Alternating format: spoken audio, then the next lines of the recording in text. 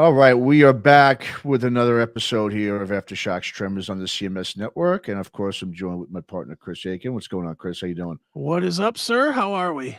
Doing good, doing better, than last time. Obviously, we're still mourning the loss of our dear friend Bob Nalbandian. Yes. Who, as everyone knows, unfortunately passed away a few weeks ago. And after we did our tribute to Bob, actually, I should say when we were talking to John Gallagher of Raven for what we're doing with the Skull Session celebrations for Bob, which everyone will be able to see hopefully within the next few months. It should be all done next month or so. Sure. The first, one of the things he brought up when he was talking about journalism, and we were talking about Bob from back in the early 80s with the Headbanger when he first came across Bob, and he mentioned about 5 or 6 people when he was relating to the early days and a lot of these journalists that really help lift up these bands in the scene across the globe. Sure. Whether it's in Europe or over here. He mentioned about 5 or 6 names, and the other name, along with Bobby, mentioned was Malcolm Dome. Now, right. Everyone knows Malcolm Dome passed away last fall of 2021. And me and you had actually done, the first Tremors we ever did was that episode. Right. And one of the reasons why we didn't post it was up for a very short time. I think I saw there was like 9 people that saw it. And when guys. Yeah. Sorry, well, I don't know if sorry or maybe they loved it, I mean, they might have liked it too. Because it was definitely raw. I mean, we were just going, I think, we were just going off. We were going off on music journalism.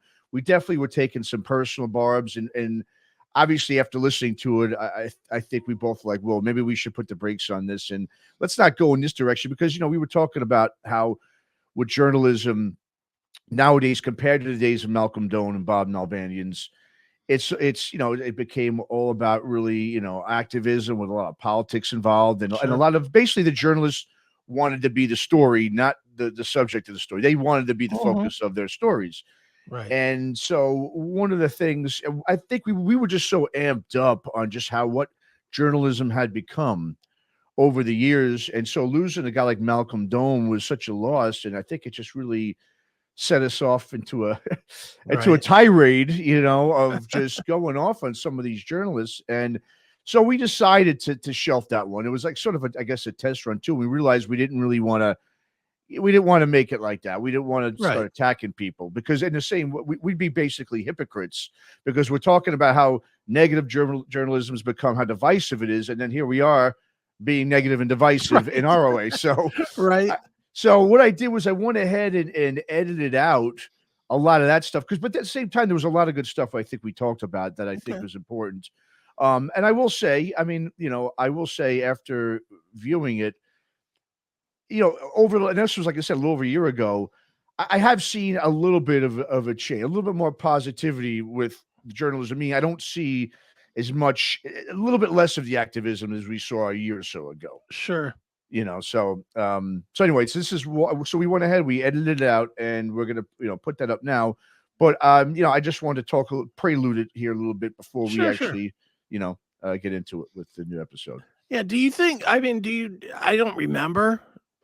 But was there something specific that had happened? Was there, I don't know, the first time so and so said something, anti-political candidate, or was it just COVID stuff and we were just cranky about COVID? And I think it was a combination of it. I think it was just sitting there especially since, since the pandemic, post-pandemic, all we saw was whether any of the news sites, most of the mainstream news sites, I should say, I can't, one thing I want to stress that was in there that I had mentioned was that there was nowhere you can go to get real journalism and real articles. And that's actually a load of shit because there are places you can go. Yes, it's not your traditional periodicals and it's not your mainstream sites and so forth, but there's a lot of stuff that once again, just like we were just talking to John Stradnansky for this celebration, and he goes back to the early days, as we said, with Bob, with the Mental Rendezvous and Bob's Headbanger.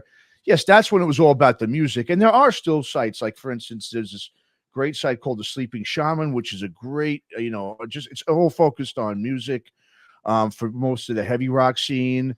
There's a lot of them with metal. I mean, there are a lot of them, but they're just more of the blogs. And I think the blogs are Mhm. becoming, they're basically the new fanzines. And so, Yeah. but I think what set us off on that tirade was just a culmination of a couple of years of just hearing politics, pro-vaccination, anti-vaccination, whatever it may be. And I think Mhm. we wanted to start doing this discussions type of stuff. And our first, we decided the Malcolm Dome death was a great way to start to talk about modern day Sure. journalism. And that's how it kind of got us going. Yeah, because I do. It's funny because I remember, you know me, I don't care if it comes out or it doesn't come out, whatever. I just rant. But Yeah. I do remember that one. Like we did it, and I was like, wow, that was pretty hard. And like I get a text from you like 4 hours later, or a day later, or whatever it was, like, dude, I don't know if we could put that one out, man. Yeah. I think it was, like I said, because it was hypocritical. I mean, we were sitting Yeah, there talking about how divisive everything is and bitter, and we were doing just the same. So I think yeah, it was just us stepping back, going, okay, we released it. We didn't really, and that was the thing. We didn't necessarily have sort of a guy. We just kind of got on and started shooting shit. sure. And then I think we realized like maybe we should not, it's like we get on here, we have all these different bullet points and no, but we do have specific things we want to talk about, but it was pointing it out, but at the same time, what could be done to make it better instead of, Mhm. just throwing personal attacks at certain, periodicals or certain, journalists. Yeah. I think, like I said, this is a great, I think putting his, when John Gallagher mentioned Malcolm Dome, it made me realize, we never did get to put that up and give our respects to him as well. Sure. Because guys like Bob and him, those are the two guys you see in all these, like we said, you see in all these documentaries, and now they're both gone. And once again, there's that void that's left, Mhm. and it's just going to continue.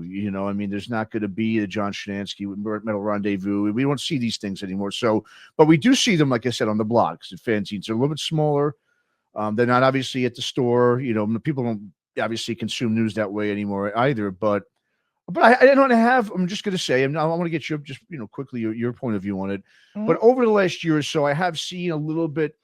It's scaled back a little bit with the activism. A tad. I don't see it as much. I don't see all the politics as much on a blabbermouth. It's scaled back a tiny bit. It's not as, I think, in your face and over the top and overexposed and every other stories about that anymore. I'm starting to feel a little bit like, I'm Mr. Doom and Gloom, as I always say. I am starting to feel a little more hopeful with journalism going forward, because I really do think people are sick of it and they are starting to hopefully look elsewhere for their news. Well, I agree. I mean, there's only so many clickbait headlines people are willing to click on before they're tired of the clickbait. Mhm. We're all tired of you believe in Trump, so you're a piece of shit, or you think Biden's retarded, so you're a piece of shit. Everybody's tired of both sides of that equation. Mhm. Everybody just I think we're getting back to a point where it's like, you know what? I just want to be entertained. Tell me what my entertainer friends are doing. Tell me what Mhm. Striper is doing. Tell me what Metal Church is doing. Tell me what Slipknot is doing, whoever it is. I think we've kind of come full circle finally. I think for a while when everybody was combative, everybody wanted their rock star guy to be on their team politically. I Yes. think I Mhm. think now we're back to I don't care who you voted for. You're just a dumb guy that wrote a song I like. Tell me about that song. Yeah. Mhm. And No, I yeah. think that's where we're at now. I think we're just over it. I think that's a good point. I think the other thing what's important is live music is now back. True. When we first started doing that, and that was one of the things that we mentioned in there, was we were just people, like I said, just hold up for 2 or 3 years without live music, and these records were coming out, but no one was really, I mean, you couldn't tour for the record, you really couldn't promote it the way musicians wanted to, and I'm sure they felt fed up, and of course they're going to look to the political arena. Okay, who's in charge here, and why aren't we playing shows? And Mhm. everyone's just going to start pointing a finger, whether it's a politician Sure. or whether it's at each other. Then and so it's natural, I think, to kind of do that. And I think that was what we were kind of doing ourselves a little bit in that. Sure. But I think a lot of it was just this pent up frustration of, let's just, I mean, there's only so many live streams you can watch. Right. Well, and the other thing real quick about the artists too is these guys are trained to get attention. That's what they do. That's true. You Good know, point. and the only way to get attention for two solid years was to talk politics. That was the only way to get attention. You couldn't go out and play a show. You couldn't go out and do something crazy at a show. You know, your only presence was if you said, take to the streets and fight the man. You know, it was, you know, that was what everybody was doing. And that's just, I mean, I hate to say it, but it sucked because it really reminded a lot of us that these are just dopes. You know, they're not brilliant, even though they're famous. They're not brilliant. And I think the bigger, probably harder lesson that was learned and may not heal for a lot of these guys that took it too far.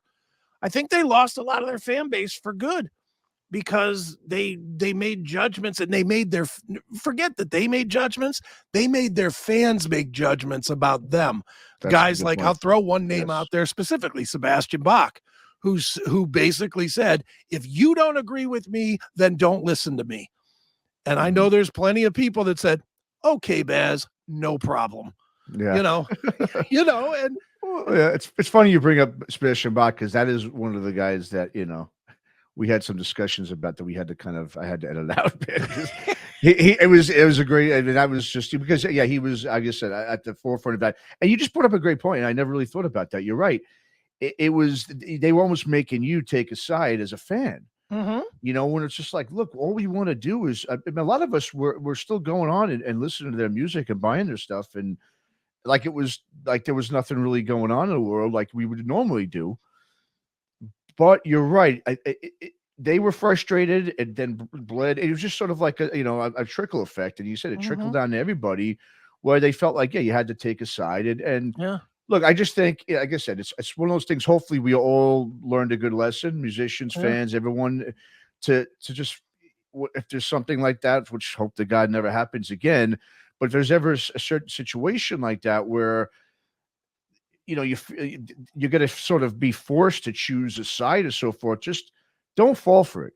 Don't jump into that. Just take a step back, let everyone else go at each other, and just continue to do what you're doing. You know, I don't want to get all philosophical here, but I mean, it was just, I think, a good lesson for everybody. But like I said, the good thing is I do see it getting better. When I was watching that back, I said, you know what, I don't really feel this way as much anymore. I don't see it as much. And that's a great thing. And like I said, a lot of it has to do with things opening up again, live music wise.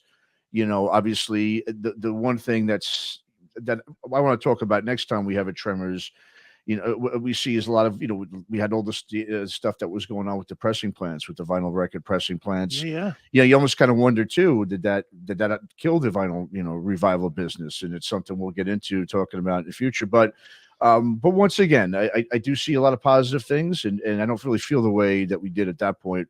But once again, we do still see journalism, I think, is still, you know, got some ways to go. To get back to a Malcolm Dome, you know, place, or a Bob Nalbandian place. But we're seeing good blogs, we're seeing good zines, we're seeing great podcasts focusing on music. And so there are good positive signs. So I'm very hopeful. Once again, I'm hopeful, you know, 2023, I think it's going to be a good year, you know, for rock and metal and for everything involved. So anything you want to add before we show everyone this I guess, old episode that we did?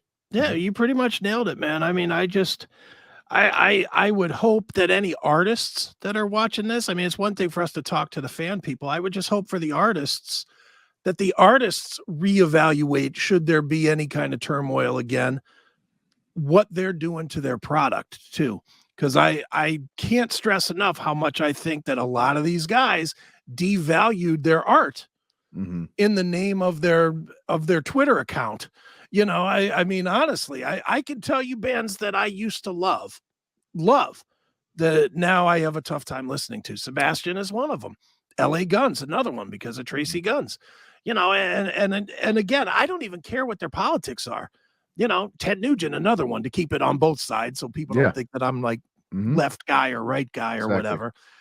I think these guys all diminished what they do by trying to take a side. And you know what? In the end, as a fan talking to an artist, none of us really give a shit what you think.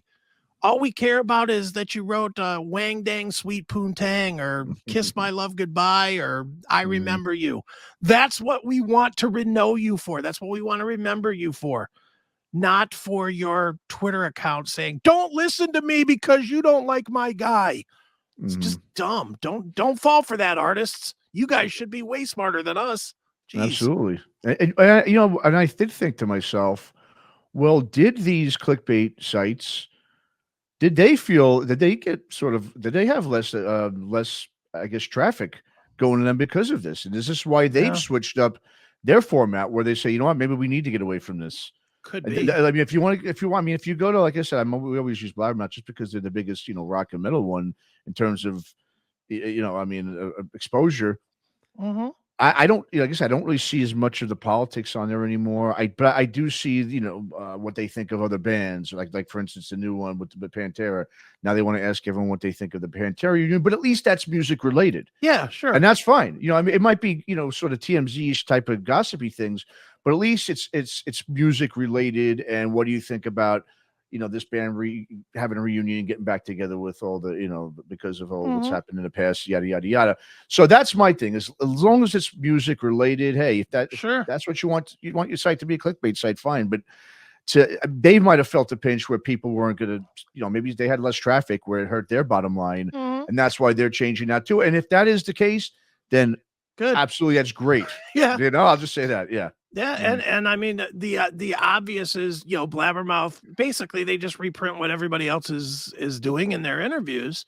I think that's where the difference was. I think for 2 years, what you didn't have nothing else to ask, so you asked about politics. But now there's more to ask. There's less, how many interviews have we done where we're talking about COVID now? None. So there's less chance of that seeping into Blabbermouth anymore. And there's definitely the Pantera thing's the hottest tour out there right now. So of course people are asking it, which leads Blabbermouth to have more interest in it. So, I think it's kind of organically changing. I don't think that there was probably conscious decisions at Blabbermouth Central. Well, we're not going to talk vax anymore or whatever. Sure. I just think that what they were being fed was, less carrots, more meat, I guess. I think that's probably the way it's working these days. Yeah, no, I think you're right. Absolutely. All right. Well, let's go ahead. Let's put this on. Like I said, this is well over a year ago, where we gave an ode to the late great Malcolm Dome. Rest in peace. Obviously, it's still him and our buddy Bob Nalbandian, these great journalists. And like I said, and I just want to, give kudos to all those blogs and the zines out there now who are keeping it about the music. No Echo is another one for hardcore and metal. There's a lot of them. I mean, I can go all day, but this is where you're going to get your music news. And I encourage all those sites to keep doing what they're doing. I encourage the fans, if you want real music news, go and reviews and just to get into the meat and potatoes of everything. Those are the places to go and to continue to do that. Let's continue to raise those sites and those, periodicals, whatever it is, up. And let's get the TMZ crap. Let's just keep that where it may be for the casual fan, and of course, come to the CMS network for all your best interviews. Yes, and radio and TV and everything else. Absolutely. And we got it all. We know, like I said, music, we keep out of the politics. So that's our number one goal of always. All right. So here it is. Hopefully you guys enjoy it. All right, Aftershocks, Tremors, we're back with I think this is episode number 4. I'm not that it really matters the number. I don't know why I'm even saying that, but anyway, it's just another episode of Aftershocks, Tremors. Yeah. Matt and Chris with you. What's up, Chris? How's it going, man? What is up, sir? How we doing? Doing well, doing very well. We just had actually a really cool interview. We did. Real quick, a band called The Sonic from Jordan, Middle East, man. Wow, that was a really cool conversation. Yeah, we didn't talk a lot of music, but wow, what a I know. Well, with that kind of a story, it's like the music's secondary, and like we said, they don't have a lot of too much music out anyway. Right. So I thought it was a good thing we just kind of talked about the, just the whole situation about a metal band from the Middle East. That's always a good conversation with anybody who's been in one of those. So, and you don't get to, I mean, you hear about them. I hear, sometimes on websites and news sites, I see a band from Israel or Iran that's metal, but they're gone as soon as as quick as you're hearing them, they're gone the next day. So Yeah, that was a cool interview we just did. Yeah. It was. So people should definitely check that one out. Even if you're not gonna like the band necessarily, the story behind how dangerous it was Yeah. to put metal out and stuff, that alone is worth it, even if you never listen to the band. It's quite the story. So make sure you check that one out whenever. I don't know when it's gonna be released because it seems like we have a zillion of them ready to release. Sure. So but Yeah. when that one comes out, you want to check it out. The band's called Esodic, Esodic, and look them up on YouTube or wherever and give them a play. Help them out. Absolutely, thrash band, and yeah, no, and like you said, a lot of times if you see that there's an interview with a band that you don't know, yeah, you're gonna skip over it. But yeah, this one I would definitely suggest to listen Mhm. to. It's definitely more than just talking about songwriting process and blah Yeah, blah blah. Ain't all about that. It's about really some really cool discussions about a metal band in Jordan, which is right. that's the Middle East. So About a um, real struggle to make music, not some bullshit. yeah, exactly, exactly. Well, what a week it's been, man. I know, one of the things I wanted to bring up on this one was just to pay our respects to the late great Malcolm Dome, and obviously Yeah, anybody who doesn't know who Malcolm Dome is, if you've ever seen a metal documentary, you know who Malcolm Dome is. I mean, right. he is on pretty much every documentary you'll find out there. Mhm. He's obviously the British guy who's got the bald head. He's real charismatic guy, real knowledgeable. I mean, the guy is just a Yeah. chock full of knowledge Mhm. of hard rock and metal. Yeah, so he just recently passed away. I mean, just the enthusiasm that guy had. I know Bob, I believe did a few Skull Sessions some time ago with him when Skull Sessions originally started back, Sure. I think in the late 2000s. But yeah, Well, and Malcolm's been in several of Bob's movies. yeah, that's right. Absolutely, you're right. Yeah. Yeah, how can I forget about that? Absolutely, he was in Inside Metal. He was in, I think, Band vs. Brand, right? Correct. So Mhm. yeah, he's been in all those. You're right. So yeah. And one of the things about Malcolm is that you could tell there's when you think about journalists, okay, Mhm. respected journalists, okay, all you've got to do to know if this guy was respected or not is just go out there and look at how many of these big name musicians coming from all the Black Sabbath guys Zap. to I mean everybody that's been in the hard rock and metal world prominent, meaning big name bands, Mhm. not just Ozzy. Yeah, yeah. Ozzy, all the huge names Mhm. paid their respect to this guy. And Yep. believe me, I've done a million interviews. I don't expect any of these guys to be saying, "Oh, Chris Aiken, he was such a great guy." I don't even expect them to notice my blip on the map, but Malcolm seemed like he influenced everybody with his Yeah. journalism. He really did, and supposedly I didn't know this. I just found this out when I was kind of reading through some of his, his history and some of his background.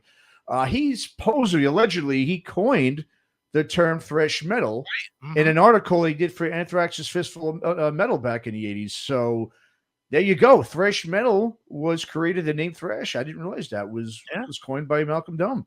Did you Yeah. know that? I did know that actually. I, Okay. I I had heard that before. Yeah, I mean this guy was a different breed Mhm. of metal journalist. He was the breed that has gone away now, Oh where yeah. where so many journalists today, and I use the term journalist very fucking loosely, Yes. but Very.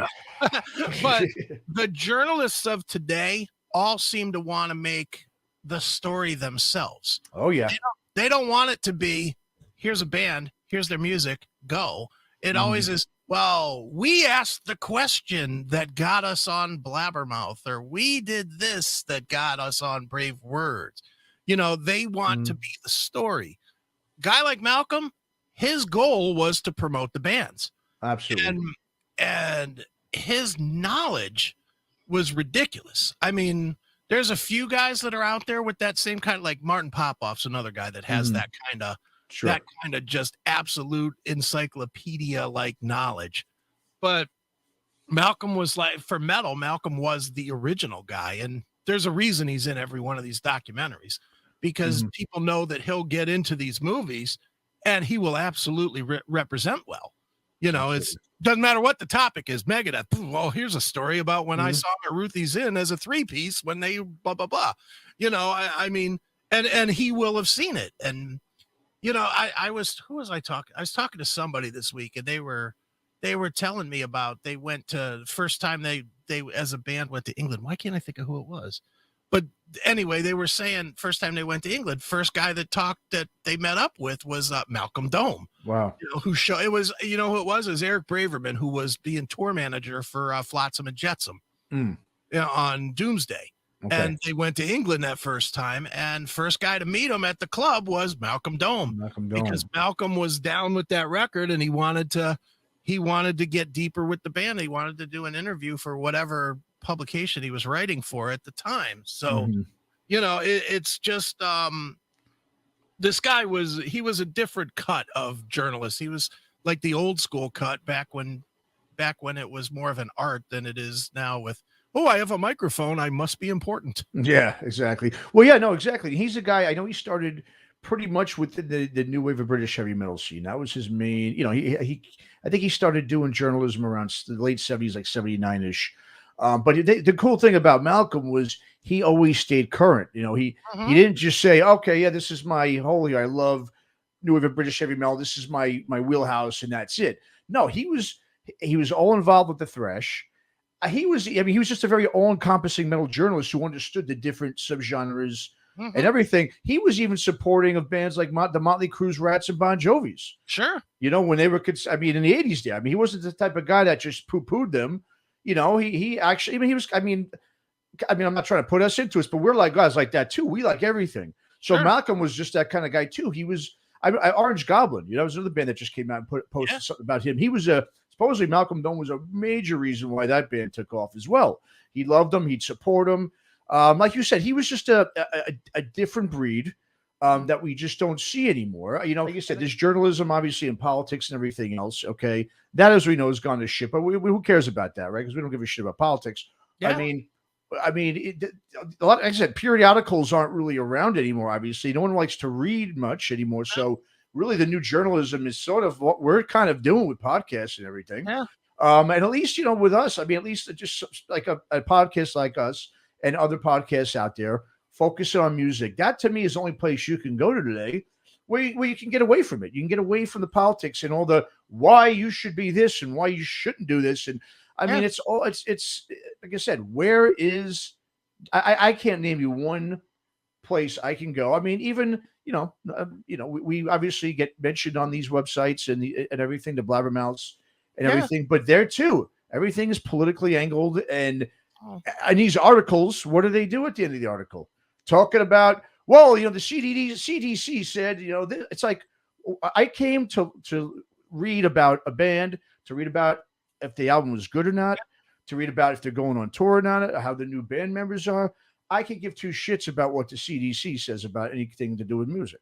Yeah. Well, the unfortunate thing though is in the social media world, everybody wants their opinion, and those are the clicker ones. Those are the clickbait. They work, having a dummy like Sebastian Bach talking his feelings on vaccinations and whatnot, then you get 500 people that comment on it.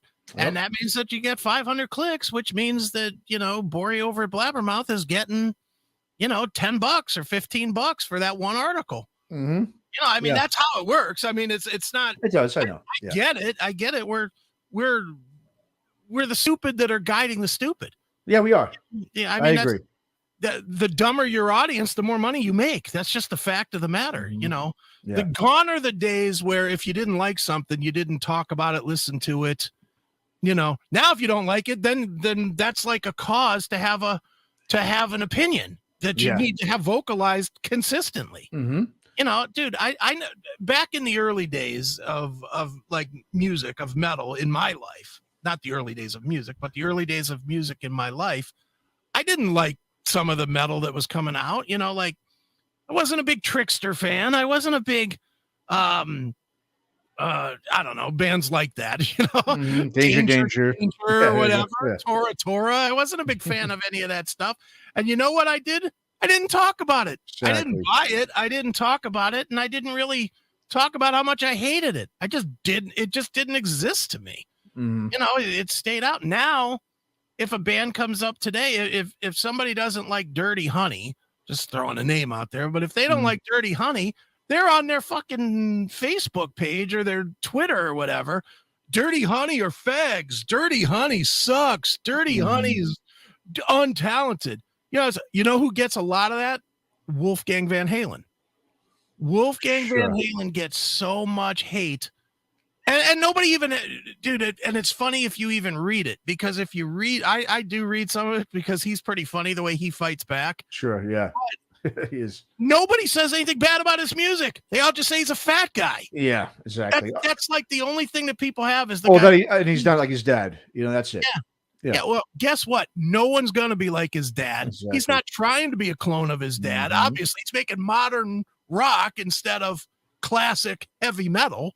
Mhm. So he's not trying to even be his dad. First of all, his dad didn't sing, for God's sakes. Well, that too, exactly. Yeah, I know. But nobody cares about any of that. If you pull up any Wolfgang Van Halen thing on Blabbermouth, any story that comes out about him, 9 of every 10 comments are, "This guy's a fat piece of shit. He looks like he ate Vince Neil, and Vince Neil looks like he ate Vince Neil." You get that kind of bullshit nonstop. And then 1 out of every 25 things will say, "Saw him with Guns N' Roses. He kicked ass." Yeah. There's no music thought from the fans anymore. It's all, how can I bash every fucking thing? Well, you're right. And that's social media, because when you comment, how many times do you see comments that are positive? I mean, you do, obviously, if you've got, obviously, if you, on your page, if you're releasing something new and you put out a new video, say, and you got it premiering on, it's on Facebook or it's on, whatever it is on YouTube. Of course, there's a lot of your fans that go, "Oh, great, I can't wait to check it out." But for some reason, it seems to me that at least when I've seen these comments, you're gonna have more bad than good. It's just always. It's like in general, like an app like Yelp, right? Mhm. It's funny. I think I always say about Yelp, it's who's really gonna go out of their way to usually go, "You know what? That was such a great experience. I'm going to go ahead and put a nice comment on Yelp." No, you go on there because you're fucking pissed off, going, Yeah, of course. I got to do something here. And that's sort of like what social media has become. Obviously, you're not going on there to support or great job. Because what happens when you do that stuff, I think a lot of times people expect, well, he didn't like he didn't like it. He didn't put a like on it. He didn't respond to me. Well, screw him now, and it's also, it's sort of like this double-edged sword where, you try to put something out there for people, so hopefully they like it and they can comment, and whether they like it, good or bad, give their feedback. Yet in the end, if you don't now respond, not a lot of that's also the artist's fault. But if you don't respond to them in a way, they almost feel like, and if you, God forbid, you respond to, say, 2 other people when you first posted it, but you don't tell anyone after that, then everyone gets mad because you're not giving them attention. Yeah. And that's one of the things too, with musicians. This whole thing when social media came out, one of the things I used to always hear is, "Well, this is great. It gives me now this platform where I can really stay in touch with my fans." Because before I could just do interviews on magazines and, and all articles and just stuff like that. But I really had no way of connecting with my fans. Well, now that you're connecting with your fans, do you really want to connect with your fans? Because exactly. I don't think you do. Like half of them, because you don't like half of them. Exactly. Dude, it is insanity the way social media to me just keeps growing and getting uglier and uglier. It's like, have you seen on Facebook? I think it's on Facebook. This new trend. I see these posts all the time, so it might just be my feed, something that's in my feed that I just keep seeing over and over. But the post is, mention somebody famous that does something and see if they respond. Yeah, I've been seeing that all over the place. It's like, oh God, mention a drummer that's famous and see if he responds. And I'm just like, how much more desperate for attention can we possibly fucking get to where it's got to where now, these band guys, I mean, honestly, do you really think Carmen Apiece is going to fucking take the time out to say, "Hey, Bill in Houston, thanks for mentioning me on Facebook." Exactly. Or, "Hey, Sebastian Bach, mention me." And then Sebastian's going to go, "Thumbs up, mother trucker. Get the fuck out of here." Exactly. I know. It's like, why are fans? I blame fans, to swing it back to this conversation about journalists. I'm going to blame the fans 100% I'll blame the fans because they act like this. They act like this. They think their opinion matters. And when they don't get their way, they go online, like whether it's on Blabbermouth or if they don't like a restaurant, they go online to Yelp. You know, it's all this self-grandizing, selfish need for pay attention to me shit. It's like every single person that wasn't the biggest name jock in their high school now has a forum where they think they're the biggest name jock in their high school. Yeah. It's fucking pathetic. It is. It is. I mean, see, I don't really blame it on the fans because to me, I expect the fans to be just that, a fan, a fanatical, right? And that's what it stands for. And that's what a lot of them are. Some of them, there was the thing about social media. There was always this. The one thing I liked before social media was I enjoyed the mystique of a musician. Yeah. That I couldn't. The only way I was ever going to maybe meet them or see them was if I happened to get backstage, or I was just out and about and I saw them in a restaurant or a bar, and I was like, "Hey, what's up, man? Nice to and say something nice to them and just tell them I like their music." I mean, I liked that.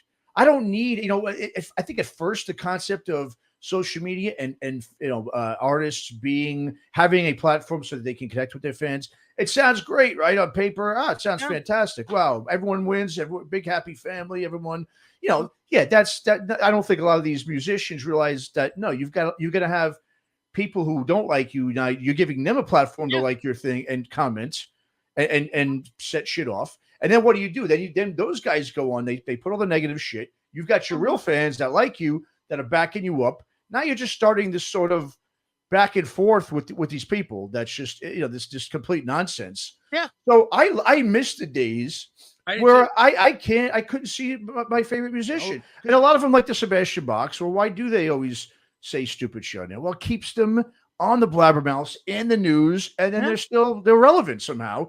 Even if I'm not really a big fan of the soul stuff, but I know a lot of people like yourself are, and that's fine. Once again, it's subjective. Yeah. But once again, you're now giving a guy like Sebastian Bach, who, in my opinion, just in my opinion, hasn't really put out a good song since he was with Skid Row. A good song in terms of a hit song or a massive song that people are going to hear.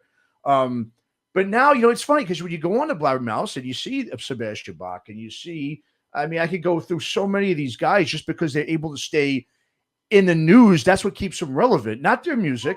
What keeps them relevant is they go onto social media, they go back and forth. I'll use another guy who we like and we interviewed. He was a great guy. Is it Michael Sweet? Yeah. Think about his band. They haven't been relevant in years. Yeah. But he's another guy who's in every week. You definitely have a Blabbermouth article on Michael Sweet. But once again, it's not music based.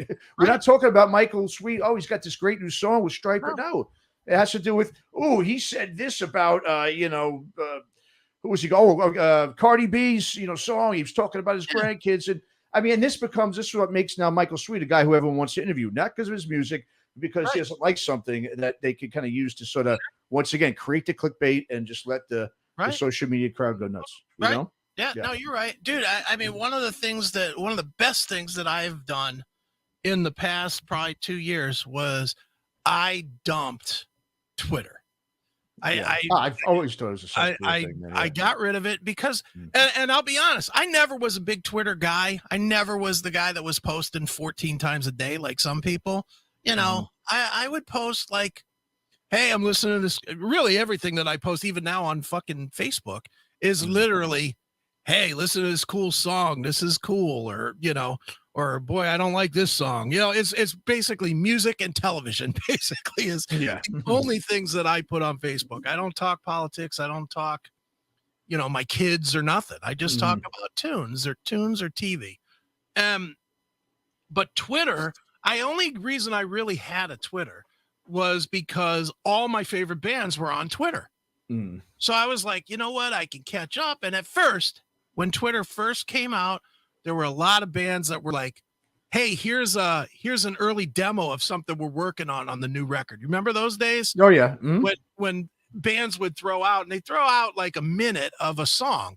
This is great. Yeah. So I thought, this is fantastic. I can keep up with my bands, and obviously doing the CMS, if they threw out something cool, if it was like Anthrax or something, I'd grab it and then I'd bring it to the CMS and we would talk about it. You know, and it led to good conversation and good pieces. But near the end, 2 years ago, everything was just bullshit. It was Sebastian Bach. It was Aaron Lewis, Ted Nugent. You know, it was so much of that kind of shit, so little about music.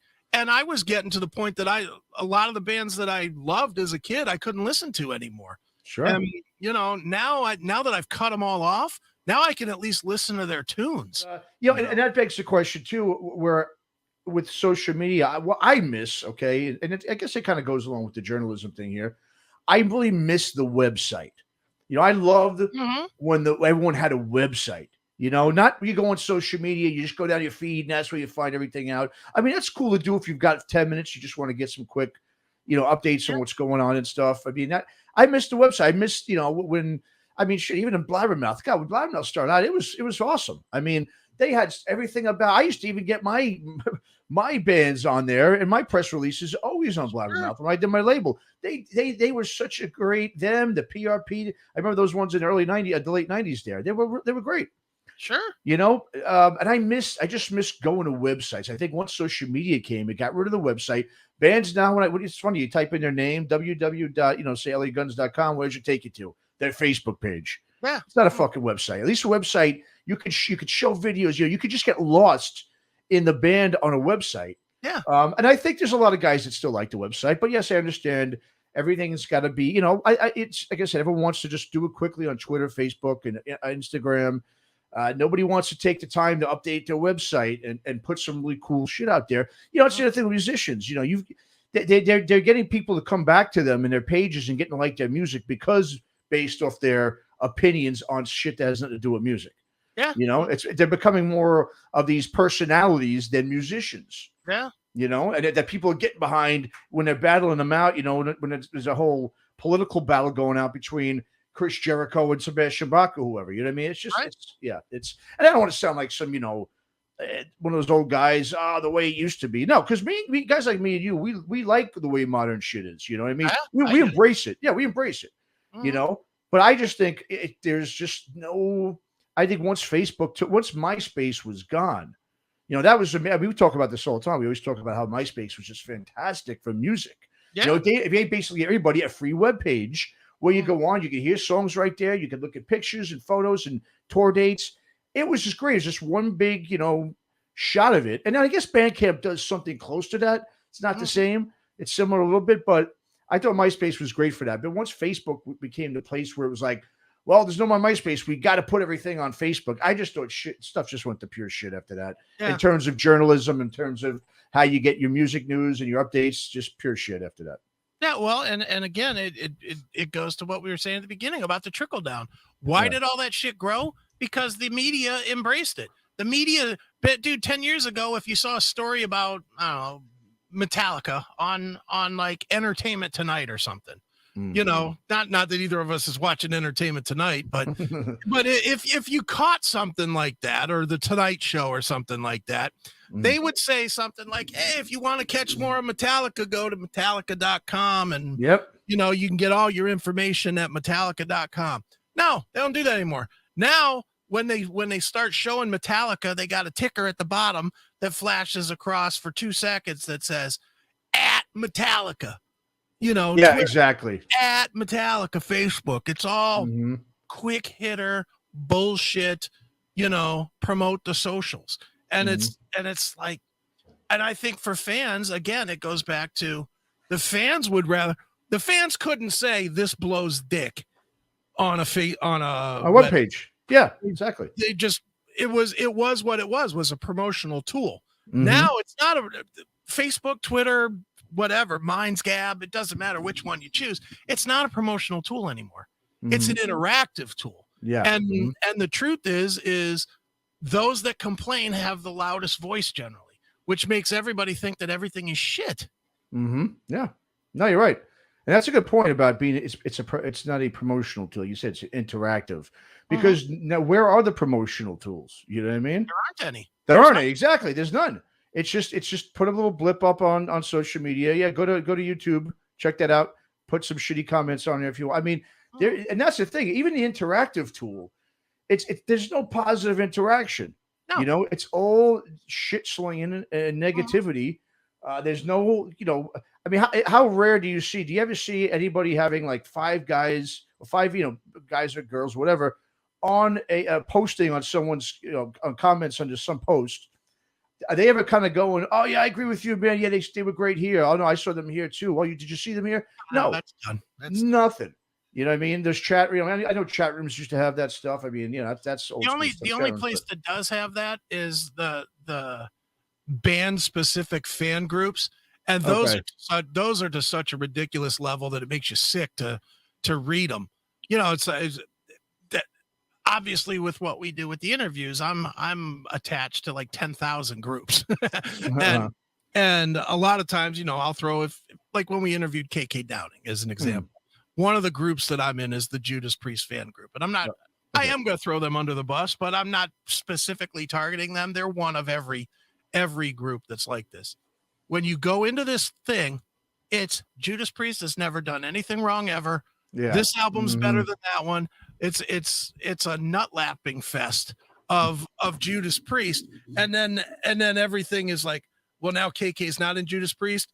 KK Downing sucks, man. He's a God, fucking terrible player. He was never yeah, good in the band. It's yeah, nonstop. It's so again, it's unnecessary. hmm, It's just worthless. It's everybody with their goddamn opinions. You know when it was best that we had opinions? When we were at the bar. yes, When we were at the bar exactly, arguing about Judas Priest. Was hmm, Nostradamus better than Turbo? yeah, Was British Steel better than Point of Entry? yeah, Where does Painkiller? Is it their best record? Is it not? Is Screaming for Vengeance better? You know, hmm, that was fun shit. Got to the bar, you have a couple drinks, you're yelling and screaming at the bar with your buddy. You walk out feeling pretty good. And then if you got the Judas Priest CD in your car to hmm, go home after you've had this argument, man, that's the end of a perfect night, right? yeah, no, absolutely, and that's a good point too because on think about it, if you're at a bar and yeah, you start having a conversation about a band or a record or whatever it may be, you're not going to sit there if someone disagrees with you, and you're not going to go, well, fuck you, man. Yeah, Dude, dude, the one thing before social media that bands and management and everybody understood was the worst thing that you could be as an artist was overexposed. yeah, That there you was go. the Hmm. worst thing you could be. Now, there's never a moment that we don't know what these guys are doing. Yeah, And I know everybody likes to point to everything else, to Napster, to downloading, to the change in the industry, blah blah blah blah blah. There are still artists out there that sell a lot of records. Adele. You know why mhm. Adele sells a lot of records? You don't see Because her. you really don't see her very much. Exactly. She comes out, she does her thing, she disappears. The mystique. Yeah. Madonna. Madonna can still sell a shitload of stuff. Now she's obnoxious as hell on social media, Hmm. but she only pops her head up when she's got something to promote. Hmm. And then she disappears for a while. Yeah. I'm not saying she doesn't post now and again, but you can tell that it's her people posting and not her Yeah. Yeah. Totally. versus but Adele is probably my favorite example of that. Hmm. She came up from out of nowhere in the social media age. Hmm. She's not one of these people that is crazy about like crazy poster on social media. Hmm. And she sells millions of records still in a time when no one sells millions of records. Well, like you said, and she's not overexposed, and especially when it comes to live music, Yeah, right? When someone's not overexposed, you just can't wait to see them live right. because you never see them, you never hear from them. Mm-hmm. But if you see them every day on social media with their fucking face right there, giving a selfie next to Yeah, some musician, every time they go, I mean, it's like, yeah, we get it. You're a musician. right. We know you Exactly. know all these people. Mm-hmm. So it's like, why do you got to all of a sudden shove it in people's faces? We Yeah. know, like you said. I don't know. I guess that we can go on about this all day, but it just once again goes back to the fact that getting back to the original question about music journalism. Yeah. I miss the days of the Malcolm Domes Me and too. the great magazines that would come out once a week where you waited all week to get that magazine or month or whatever how often it came out to get that news and to hear that, read that interview. I mean, now it's just like you said, everything is overexposed. Where it's just like you said, there's no mystique anymore. You almost feel like these people now. Yeah. Because you see them and hear about so much stuff that they're being and they're doing. That's like, well, okay, now I kind of know about them. All right, well, I've seen them. I know who they are now. I mean, you lose that mystique, that feeling of like, there's this special person that I don't have any access to, and that people shouldn't really have access to, and that's the thing. Right. Exactly. Dude, I feel very fortunate that some of the absolute originators of the great content of metal have become friends. Guys like Now Bandy and guys like Stranansky, Bill Hale, these guys, I know Lon Friend, from RIP. Okay, sure, yeah. And Paul Gargano. And, I know quite a few of these guys. And man, that is such a privilege because that was such a cool era of time. Not necessarily just the music. People look at it and they'll say, well, the greatest music was the 80s because that's when Metallica released Master of Puppets and that's when Megadeth released, Peace Cells and they look at that and they say that, but it was the whole package. It was MTV. It was the music magazines. It was the cheap concert tickets. It was the fact that you could go see everyone. Dude, you could go see 10 shows of major bands in the 80s for the price of one Metallica show now. Yeah, I know. And I did it. I saw Kiss for $12. Kiss in Black and Blue in 85. I saw Metallica, I can't tell you how many times, for like $10. Iron Maiden, I saw an Iron Maiden Testament show for 2-for-1 tickets because they couldn't sell them for $10. Wow. $10, 2-for-1s to see Iron Maiden and Testament. I mean, dude, I got to see so many of these great shows and I was part of that whole culture. I was reading these magazines. I was sucked into the culture. I was reading every word in the records. Everything was a culture. It's not a culture anymore. Not a culture. That's a good point. Yep. It's just a random bunch of bands, bunch of dudes. I don't even want to say bands because half the time when you read about these bands, they're not bands. To me, a band is like a rubber band. It's all together, and no matter you can stretch it a little bit, but it snaps back together. These guys aren't bands anymore. It's this guy lives in LA. This guy lives in Florida. Yeah. This guy lives in England, and they throw emails back and forth of wave files, and and they put their stamp on it. That's it. That's not a band. I agree. That's a project. It's all projects now, and the result is what you have. You have music that doesn't sell as well, music that's not as good. I mean, what album from a classic band, even a new band, from the last 20 years would you say is a true classic in the same way that you would put Rust in Peace, Master of Puppets, Vulgar Display of Power, pick whatever band, Anthrax. No, I mean, obviously off the top of my head, and I really can't.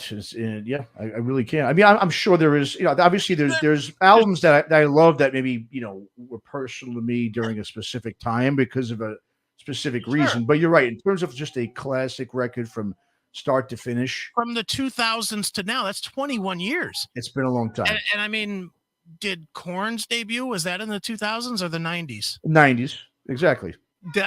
Disturbed, was that the 2000s or the 90s? And I wouldn't even say that's even a classic. No, I wouldn't say it's a classic. No, yeah. Exactly. I mean, no. Linkin Park's debut, was that in the 2000s? I think that was in the 2000s. Yes. I think younger people might say that. Yeah, that's considered a classic. Yep. People absolutely. I mean, there's nothing. Yeah, no, that's a great point. Yeah, with the whole, I mean, that's that could be maybe our next Aftershocks Tremors topic. Sure. Is really the modern day. We're doing those modern day stuff, but the modern day band. Yeah, because you're right. There isn't, and there's a lot of reasons. Like I said, we can do it in a whole nother hour now. But no, that is a great point. Though I mean, it really is. It's like you said, the camaraderie, that whole, like, even just talking to these guys today, the Asadic guys, Mhm. you can see. I mean, I was going to make a comment about it at one point before he started talking more about it, but he was saying, we get together, we don't even really fight, we have all these agreements with each other. I mean, yeah, start going on the road, that's going to definitely change, right? I'll tell you Sure. that. But you said you could feel that they have that real connection, those two, Mhm. because they're in the same room. There they are together in the same room doing the interview together. Yeah. Now it's just like, oh, you got to do that. Okay, yeah, I'll be on my phone. All right, yeah, I'll be on my phone, Yeah. and that's it. I mean, like you said, that the communication and just like you said, that bonding. That being physically present with each other.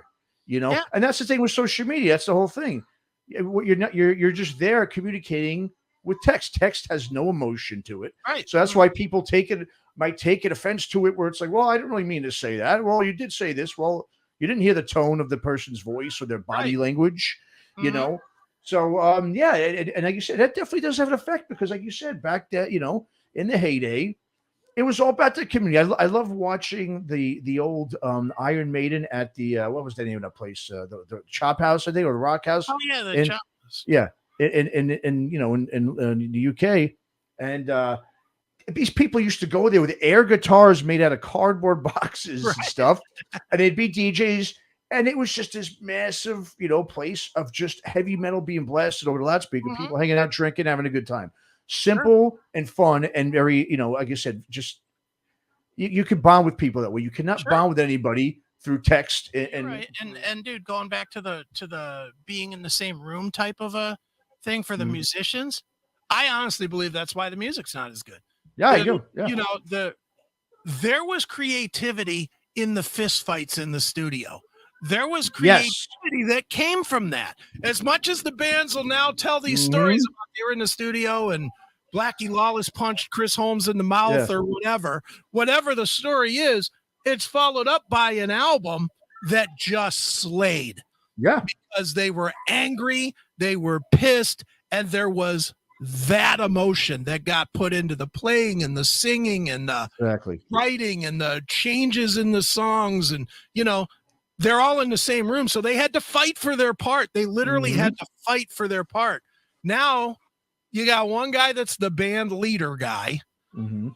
He collects all the MP3s. Yep. That's it. He sends it to the other guy that's the mix guy. Mhm. He Yeah. mixes it all. And then the Mhm. leader guy goes, you know what? Change this, auto tune this.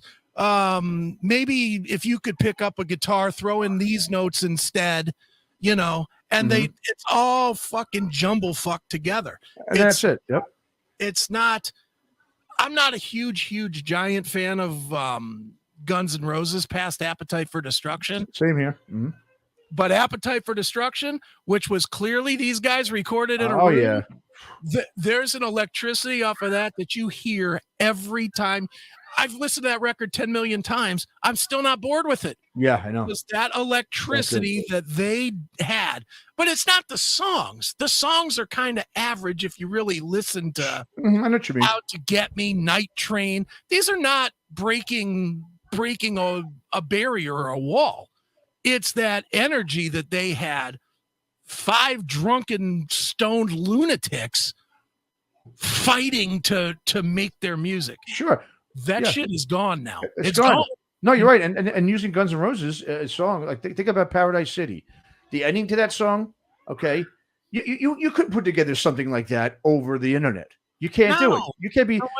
You have to jam a bunch of times, figure out how that part is, and then do it in the studio. You cannot sit there and go, well, here's my part, my bass part. Okay, here's my drum part. No, when you come up with certain parts of a song like that, I love that ending and just the buildup of it. Sure. That is, like you said, that is put together in the studio. You cannot. No. Well, and just look at now. Now those same guys gave us Hard School and Absurd. Yeah, I know. So what is that? What changed? Same guys. Yeah. Same guys, but they recorded differently. Slash probably recorded at some studio in LA and Duff in Seattle. And Axl probably had some leftovers from the 50 years he took to record the record in the first place, the Chinese Democracy. Yeah. These guys, they didn't get in a room and jam up some new tunes. They did their parts. These are the same guys that gave us Paradise City, gave us Welcome to the Jungle, gave us Night Train, gave us Out to Get Me. You know, what changed is the way they do it. There's no energy anymore. Yeah. Yeah. No, you're right. The energy level, that is a major factor. Absolutely. Yep. An hour in here. I think we've kind of done a justice here about, or how we feel about all this journalism and modern day stuff, as we're always talking about. Well, let's just circle it back real quick to say rest in peace to Malcolm Dome. Absolutely. Yep. Was definitely an icon, and he's never going to get the credit he probably deserved, but he was any one of us that is aware of what he did certainly understands his accomplishments were huge for metal. So, yep. One of a kind. Just quickly too, just to think, his first book he wrote, Encyclopedia Metallica, 1981. Now that's the next debate. Did that name get stolen to name Metallica? It's right around the same time. I mean, was that did Lars steal that, or what's? But I mean, it begs the question. Come on, I mean, you never heard the word Metallica, and here's a guy who put a book out in 1981 called Encyclopedia Metallica.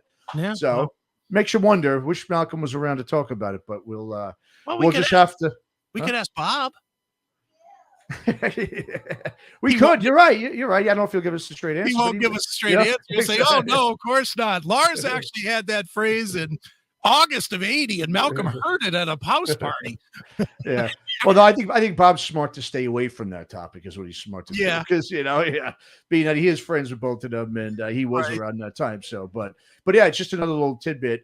Not only the guy coined the thrash metal term, but he also might have actually came up with the name Metallica. So, like I said, one of a kind. Rest in peace, Malcolm Dome. And hopefully there'll be another Malcolm Dome, which I don't think there will be, but hopefully we can get back to something in that, some sort of semblance of that sort of journalism that we grew up with, loved, and it was a big factor in why we got into this music to begin with. Sure. Because of all the buildup of the bands and pumping them up. And it was all positive. It was about their music and nothing to do with what they believed in, if they were vegan or if they were what political party they sided with.